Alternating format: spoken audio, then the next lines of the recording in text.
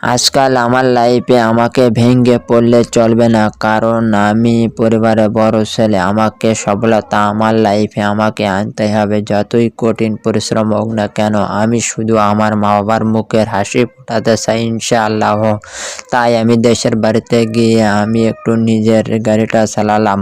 আর আমি যদি পরিশ্রম না করি তাহলে তো আমি কখনো সফলতা দেখা পাবো না। হয়তো পরিশ্রম করলেই চেহারাটা কালো হয়ে যাবে, তাতে আমার কোনো সমস্যা নাই। যখন আমি আমার মা বাবার মুখের হাসি ফোটাতে পারবো, তখন এই কষ্টের কথা আমি তখনই ভুলে যাব, আর তখনই আমারও মুখের হাসি ফুটবে।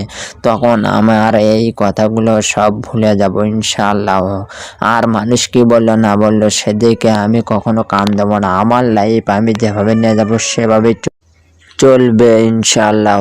আর আমি একদিন পরিশ্রম করতে করতে একদিন সফলতা দেখা পাবো ইনশাআল্লাহ। তখনই আমার মা বাবার মুখের হাসি আমি সেইভাবে ফোটাতে পারবো। আর আর সেই দিন আমারও মুখের হাসি সেইভাবে ফুটবে ইনশাআল্লাহ। সেই দিন আমি সব কষ্টের কথা বলে যাব তখনই।